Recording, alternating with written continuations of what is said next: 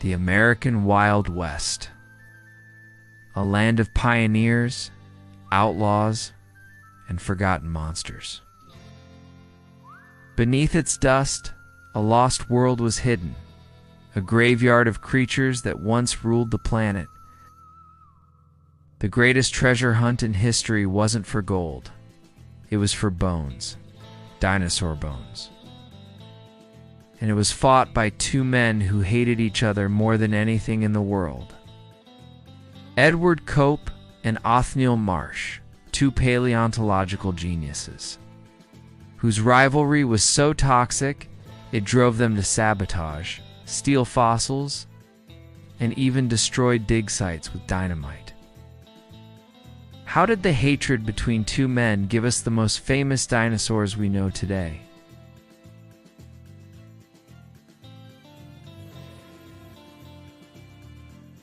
If you love unbelievable but true stories, subscribe to the channel, leave a like, turn on the bell, and leave a comment to support this project.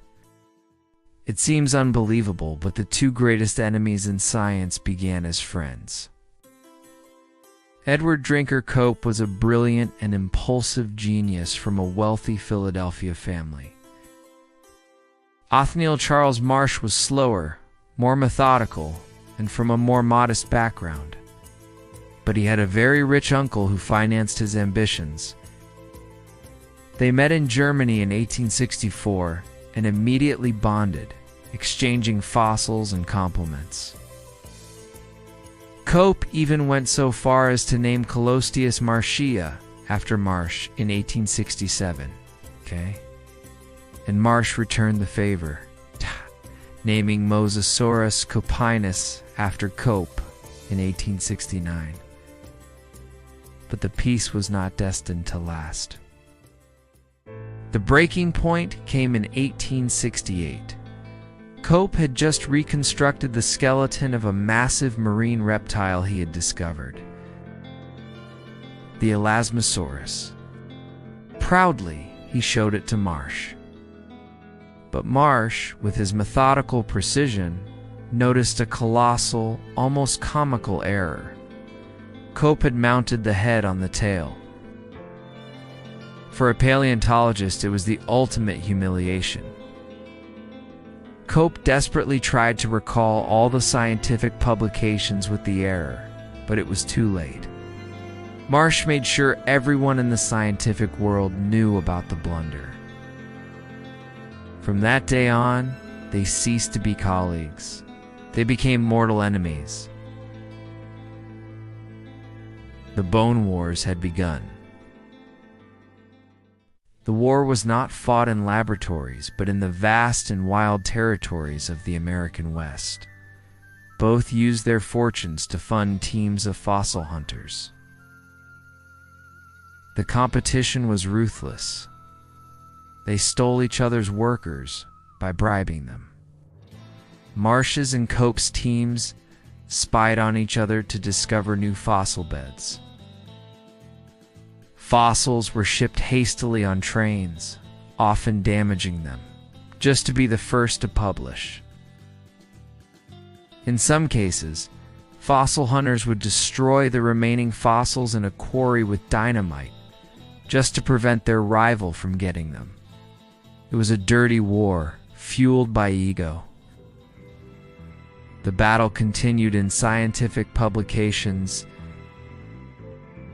In what was called the race for description, both published papers feverishly. It's often based on incomplete skeletons or making mistakes, just to name a new species before the rival. Marsh, being wealthier and with better political connections, secured a prestigious government position. Using his power to cut off Cope's funding, Cope, in response, waged a media war, accusing Marsh of plagiarism and incompetence in the New York newspapers. The scandal became public, damaging the reputations of both men. The war destroyed them both. Cope died nearly bankrupt. Marsh died alone, and in debt. Cope's final macabre challenge was to leave his body to science, asking that his brain be measured to prove he was more intelligent than Marsh, which never happened. But from this toxic hatred, an immense good was born.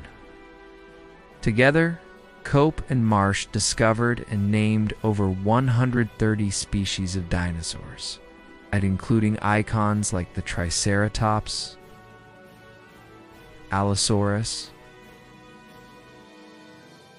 Stegosaurus, and Diplodocus.